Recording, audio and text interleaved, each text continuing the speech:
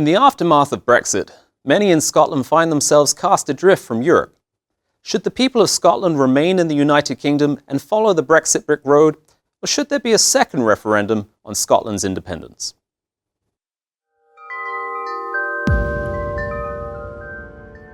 We find ourselves treading on new political ground.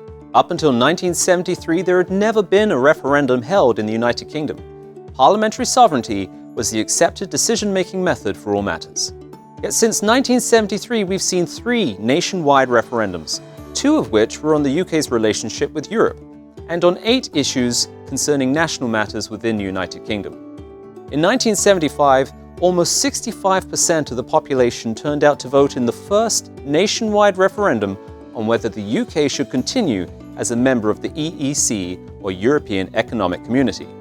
Roughly 2/3 voted yes and 1/3 no. With such a decisive result, the government was presented with a clear mandate on the matter of further economic integration with Europe. On the 18th of September 2014, Scotland held its first referendum on independence. The question posed to the Scottish public was, should Scotland be an independent country? With an almost record-breaking turnout of 85%, the results were 55% no and 45% yes.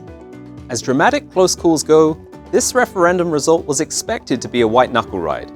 In the days leading up to the referendum, there appeared to be a shift towards a yes vote, and many became confident that Scotland was finally to break away from the Union. The result was a divided Scotland on what many consider to be the single most important question of its long, tempestuous history. In 2016, the second nationwide referendum on the UK's relationship with Europe was held, asking the public whether they should remain in or leave the European Union. There was a 72% turnout of eligible voters, which resulted in the closest call imaginable, with 48.11% voting to remain and 51.89% voting to leave. It had been 41 years since the previous referendum on remaining a member of the EEC. But by 2016, the transformation from an economic community to a European Union had resulted in monumental changes to how the United Kingdom was to be governed. Closer ties to Europe had both positive and negative connotations from the public's perspective. The results of this referendum divided families, especially when considering the polarized views of the older and younger generations. Those born before 1975 would have witnessed the changes in the UK's relationship with Europe and tended to vote in favour of the Leave campaign, whereas the younger generation, which had only known closer ties with Europe, tended to vote Remain. This was true across the UK, with the biggest and most obvious exception of Scotland.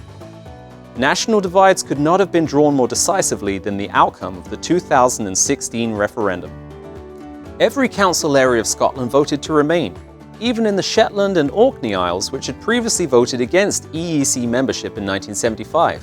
The results within Scotland were 38% to leave and 62% to remain.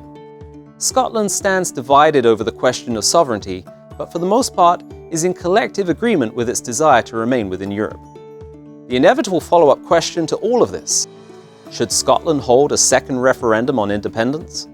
There are far too many variables to consider when asking this question. Would the EU accept Scotland's return? Would the nation be financially viable, especially considering their depleting North Sea assets and current low cost of oil? Would an independent Scotland join NATO? Would it keep the pound or adopt the euro?